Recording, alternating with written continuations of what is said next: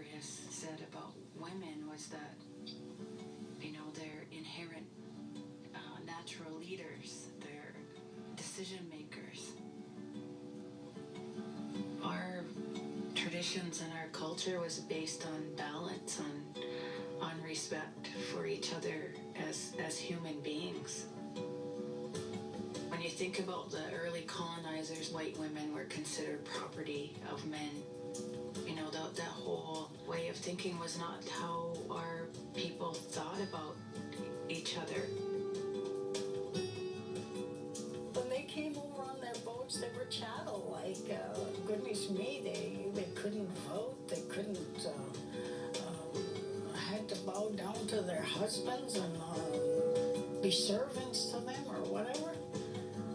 We didn't know that kind of life for our people.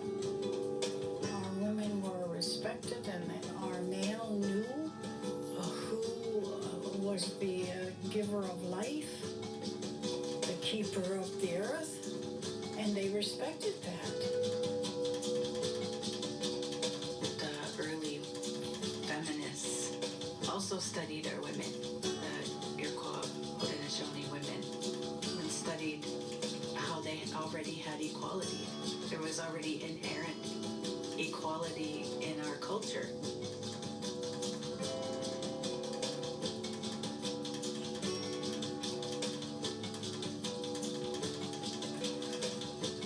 Women play many roles in our society. When you consider the way our houses were structured, it was all based on the women's family, like a matriarchal society.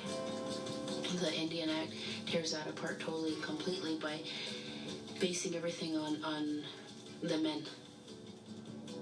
I studied this. I studied how they created the Indian Act.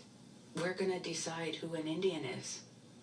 And an Indian is a man, a woman who is married to that man, and children of that man. And so that's what created the first process of eliminating women's roles and forcefully displacing them from the connections to their lands and territories.